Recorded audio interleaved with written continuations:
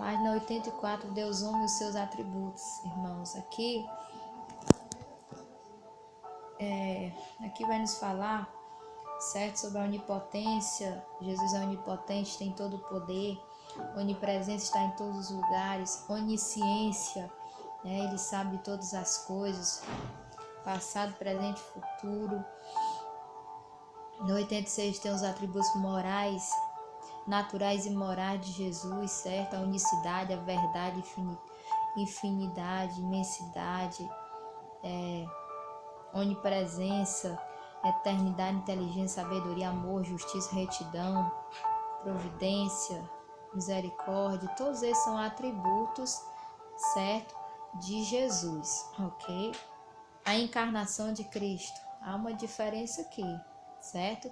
De encarnação para reencarnação. Jesus encarnou, certo? Em forma de homem, não é reencarnação, certo? Como muitas novelas, muitas pessoas acreditam em reencarnação. A pessoa morrer e depois vir em corpo de outra pessoa, até mesmo de animal, né? São coisas totalmente absurdas e contrárias à palavra de Deus, certo? O que Cristo fez foi encarnar, ou seja, veio em forma de carne, certo? Assim como os homens. Habitou entre nós, como João disse, certo? A concepção virginal foi um milagre de Deus, na promessa que só Deus poderia realizar. Como está escrito em Isaías 7,14, eis que uma virgem conceberá e dará à luz um filho, e será o seu nome Emanuel, que significa Deus conosco.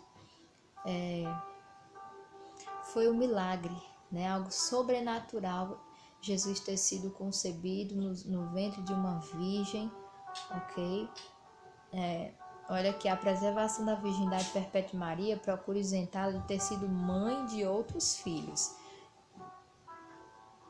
Essa doutrina forma a base do argumento que explica erroneamente a negação dos irmãos de Jesus, que aparece em vários lugares das Escrituras. Através de tal ensino falso, afirma que os irmãos de Jesus eram, na verdade, primos, ok? Parece razoável que uma doutrina dessa natureza, caso tivesse importância como alguns afirmam, pelo menos fosse apoiado por uma pequena afirmação bíblica nesse sentido. O Novo Testamento afirma que Jesus tinha uma família do ponto de vista humano, a princípio pequena, formada por José, Maria e Jesus, e depois menciona seus irmãos, bem como irmãs também, certo? Então, Jesus tinha uma família biológica, uma família terrena, ok? Então, depois que Maria teve Jesus, ela não continua sendo virgem como muitos acreditam hoje, mas ela teve outros filhos, ok? Nascido na plenitude dos tempos, irmãos, isso aqui se refere ao tempo determinado que Jesus veio, né, ao mundo, que Jesus foi enviado ao mundo.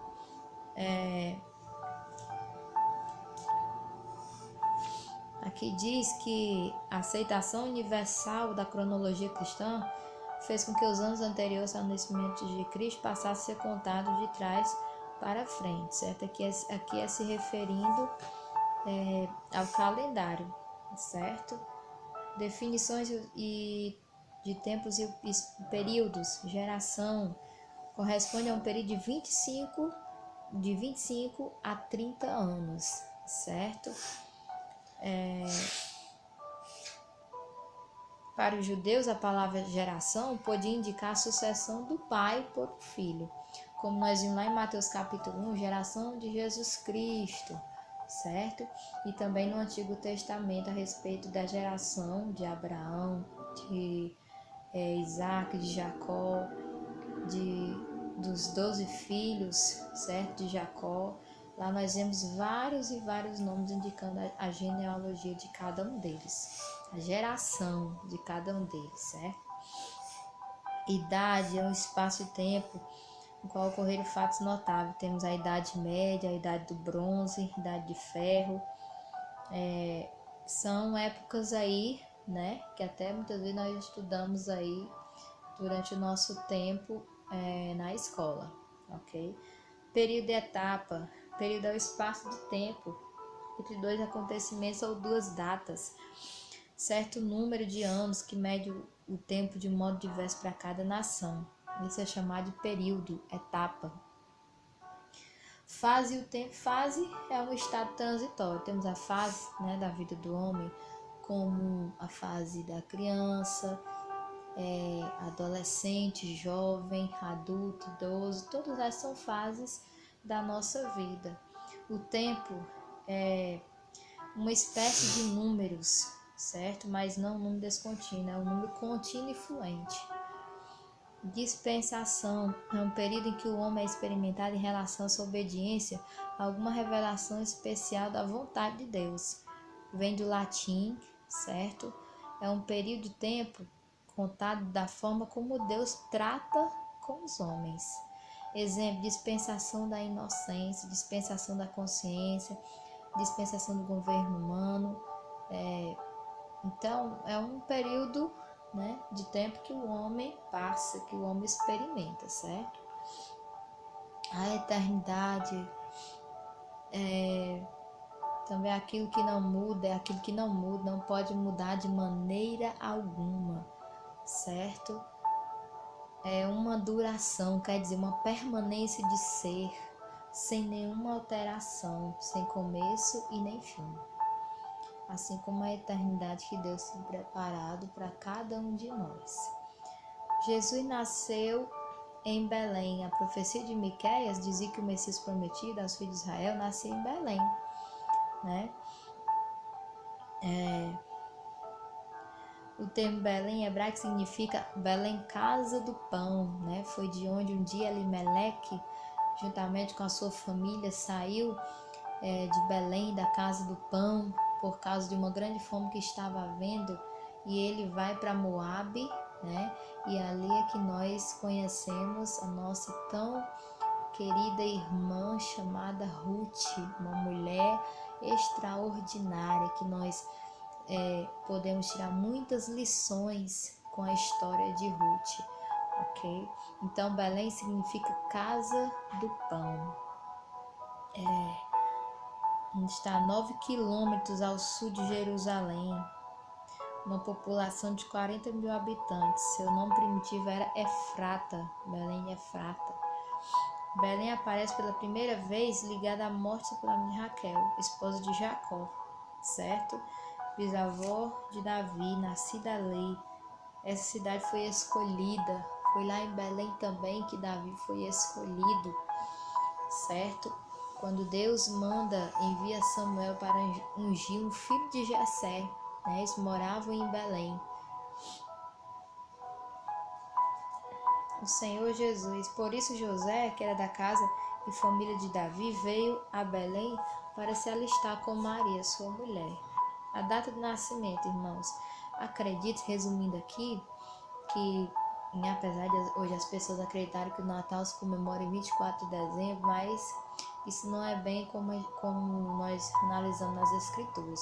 A maioria dos teólogos e estudiosos da palavra acreditam que Jesus nasceu numa data que é conhecida como 14 de Nissan, no ano zero, certo?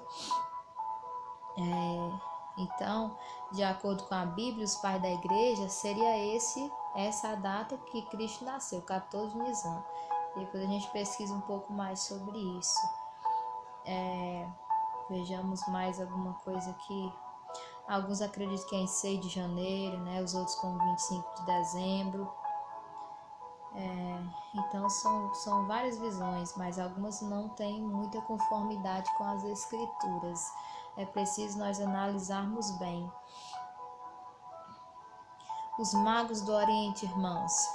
Esses magos aqui, é importante eu aprendi há pouco tempo, né, que não eram 3 magos. As escrituras nos falam de alguns magos. Nós achamos que o número de presentes foi 3 presentes, ouro, mirra, né? E deixa eu ver aqui, Mateus, você pode acompanhar aí. Mateus capítulo 2, certo? Mateus capítulo 2, versículo de número 11. Trouxeram ouro, incenso e mirra, 3 presentes. Mas aqui não diz que eram 3 magos, não, certo? Aqui diz, entrando na casa, não, partiriez que a estrela via, acharam um menino, prostrando, abriu os tesouros, ofereceram dádiva, ouro, mirra, incenso. Mas aqui no versículo de número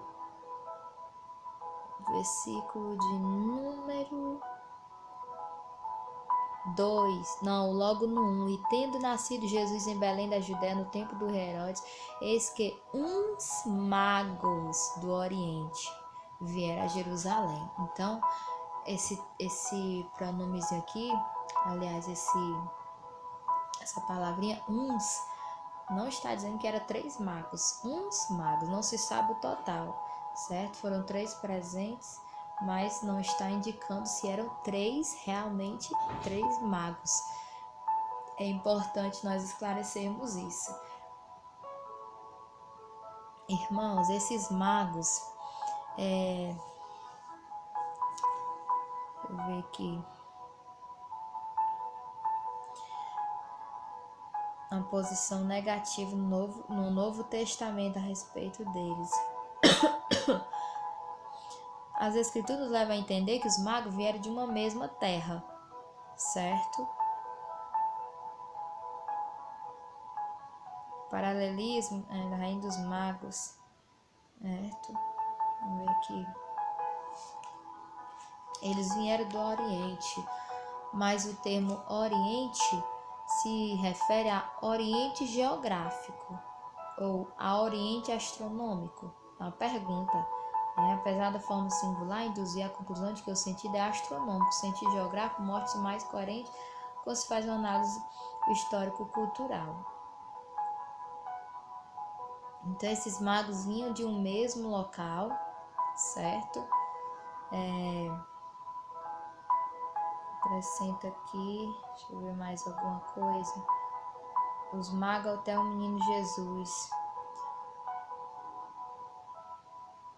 Outro esclarecimento importante, alguns nas imagens, né, a respeito desse momento, com os magos enquanto Jesus, eles desenham uma imagem lá dos 3 magos ajoelhados e Jesus estando ainda na manjedoura, como se fosse o bebê recém-nascido.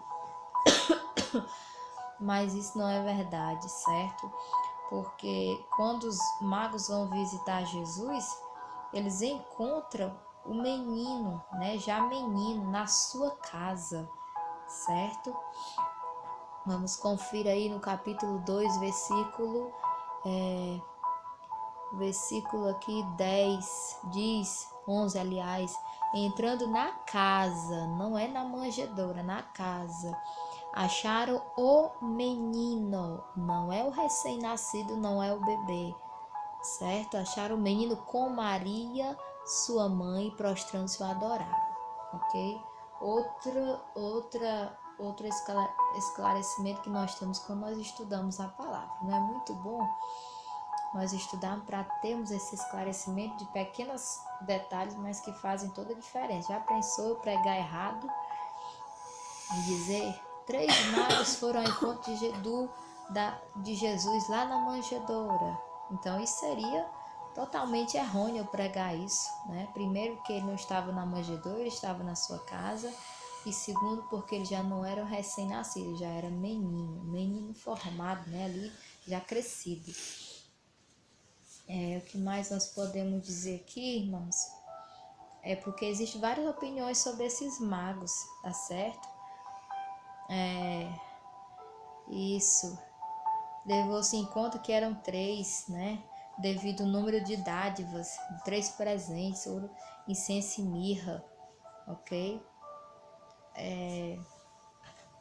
Com o tempo, atribuíram algum significado para esses presentes. O ouro para a humanidade de Jesus, a mirra para a sua morte e o incenso para a sua divindade. eles foram guiados por uma estrela, certo? Há muitas interpretações de argumentos sobre o mago e a estrela. Essa estrela guiou os magos a Jerusalém. Então existem várias especulações a respeito, irmãos, dessa estrela, certo? Alguns acreditam que teria sido um fenômeno divino, dado só para os magos, para eles irem de encontro a Jesus. Outros acreditam que seria uma criação do autor para engrandecer a Jesus e a história do seu nascimento. Para esses astrônomos Kepler, Munten e Deller, acredito que teria sido uma conjunção de planetas. E ainda tem uns que dizem que essa estrela teria sido um cometa que fizera a mesma rota seguida pelos magos. Mas a luz da palavra do Senhor, ela foi um tipo de astro especialmente preparado por Deus para guiar os magos, segundo Gilberto, né? Diz isso. Certo?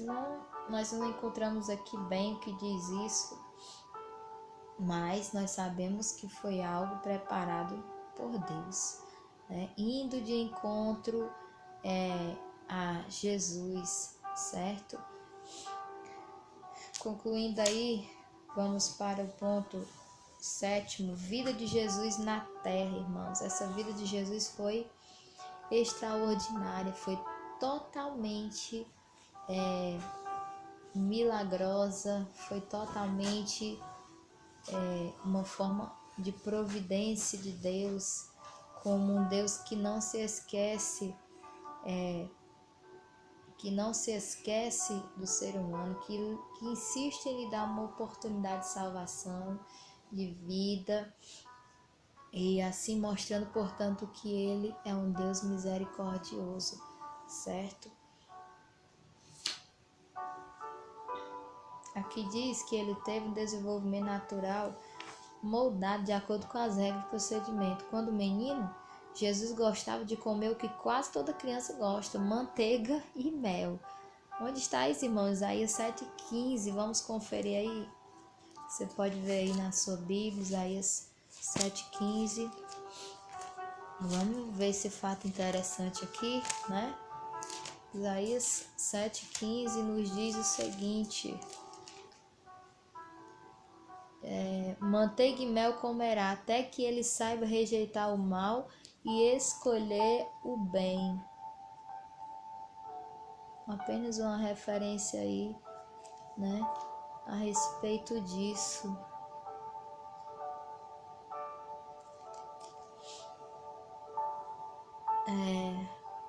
Ele foi amamentado no seio de Maria.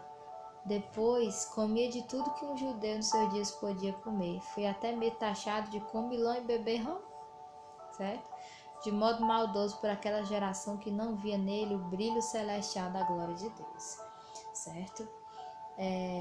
A obediência de Jesus,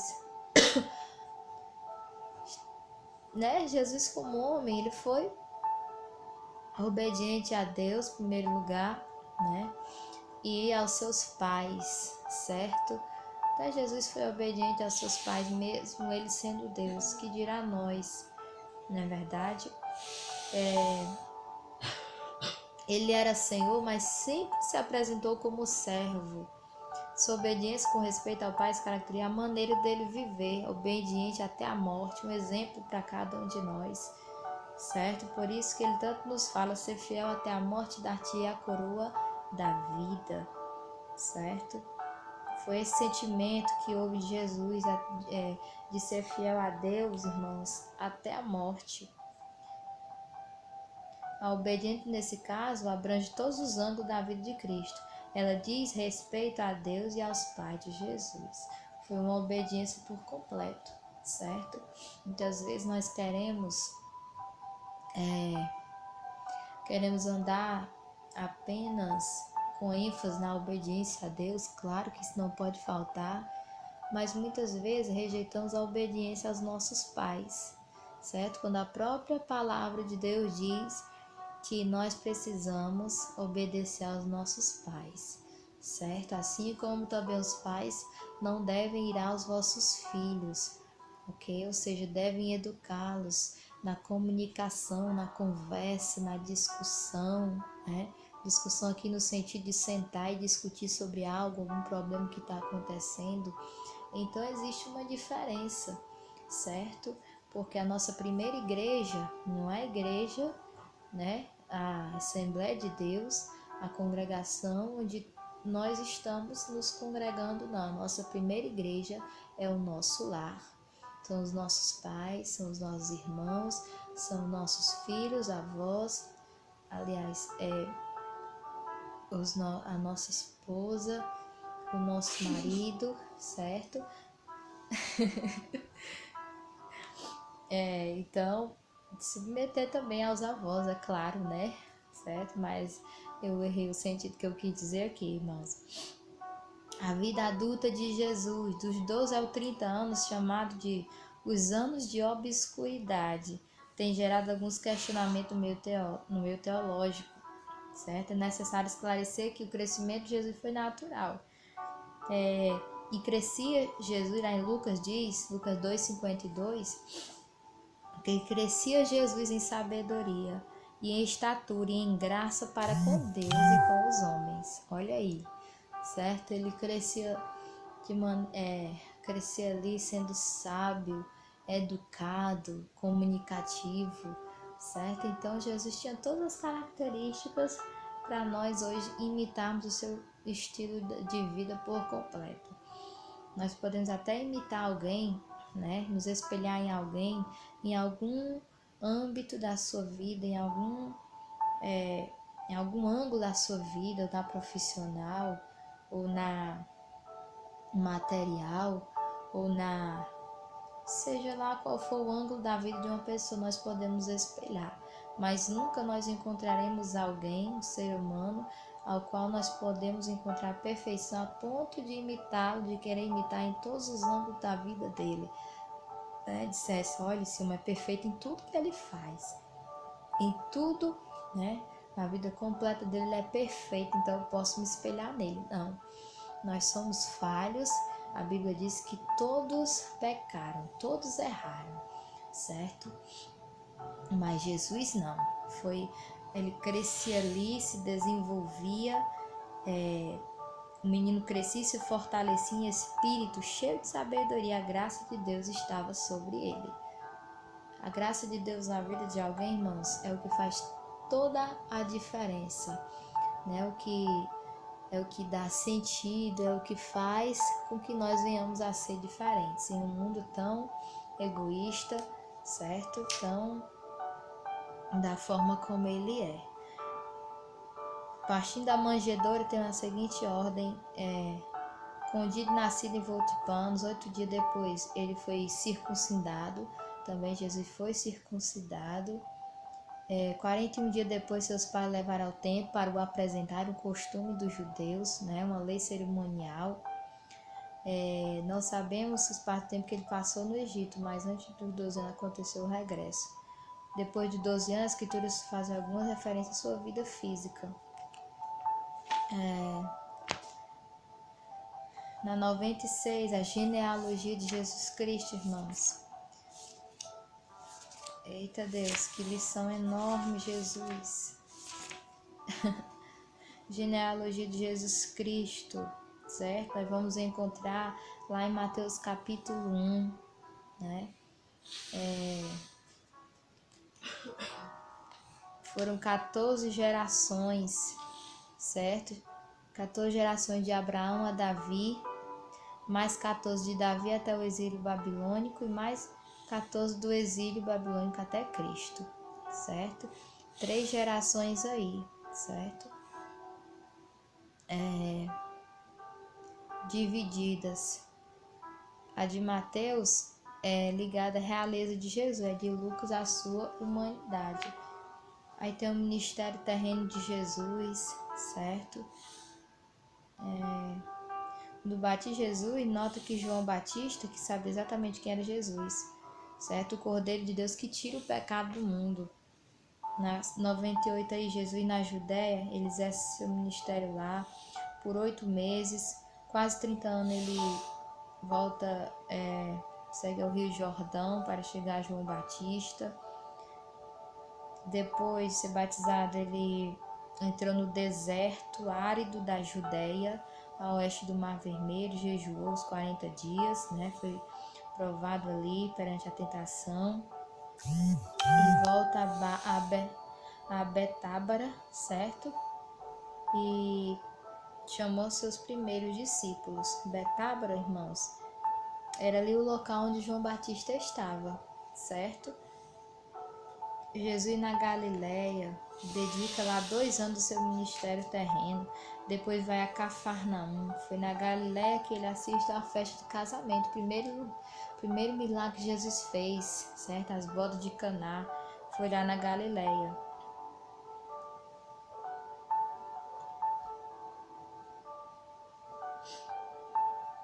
Depois vai para Cafarnaum, né? Jesus na Pérea também permanece 4 meses lá, de lá vai para Jericó. Então Jesus teve um ministério grandioso, né, aqui na terra. Como Messias, tem várias profecias messiânicas. Tudo que estava escrito a respeito de Jesus se cumpriu, né? A filiação divina de Jesus está lá nos Salmos. 2, no Atos 13:33. Esse livro de Salmo, no Salmo 2, irmão, é bem conhecido, ele se refere ao Messias. Olha aí, diz aqui: recitarei o decreto, o Senhor me diz, tu és meu filho, hoje te gerei. Tu os esmigalharás como uma vara de ferro, tu os despedaçarás como um vaso de oleiro. Tem aí também o nascimento. Vocês vão ver aí, até a numeração 55, todas as confirmações da divindade de Jesus, da humanidade, da sua descendência, de onde ele veio, do seu nascimento, né? Quando vocês quiserem pregar, vocês podem tirar por aí todas as referências, tudo aqui bem explicado, bem localizado. Irmãos, isso é muito bom. Guardem esses livros, porque eles servirão muito para vocês, seja no ensino bíblico, seja numa aula, né, seja numa pregação. Tudo isso vai ajudar bastante na localização do assunto que vocês querem falar. Existe muitas e muitas profecias, não se resume somente nisso daí não, né? João, lá no capítulo 21, ele diz que nem o mundo todo poderia conter todos os livros, né? Se todos os atos de Jesus, todos fossem escritos, né? Para nós termos uma ideia, uma noção da extensão, né, do ministério de Jesus, foi grandioso. Temos o ministério messiânico de Jesus.